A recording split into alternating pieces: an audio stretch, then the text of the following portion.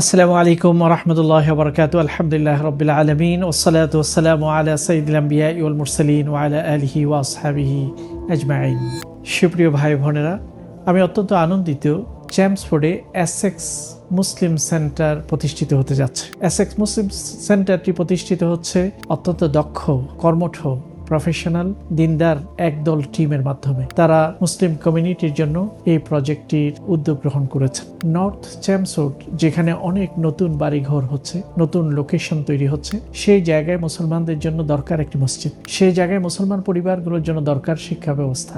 সেই জায়গায় আগামী প্রজন্মকে দ্বীনি শিক্ষায় গড়ে তোলার জন্য দরকার একটি প্রতিষ্ঠান। আলহামদুলিল্লাহ, ইতিমধ্যে এসেক্স মুসলিম সেন্টারের জন্য সুন্দর একটি লোকেশন পাওয়া গেছে। প্রায় 700,000 পাউন্ড দরকার, এবং ইতিমধ্যে এই টিম তারা অনেক উদ্যোগ গ্রহণ করে ফান্ডরাইজ করছেন। আমি সকল মুসলমান ভাই বোনদের কাছে, যারা ইউকেতে বাস করছেন বিভিন্ন শহরে বিশেষ করে যারা এসেক্সে আছেন, তাদের সবার জন্য সবার কাছে অনুরোধ, আপনারা মুক্ত হস্তে দান করবেন।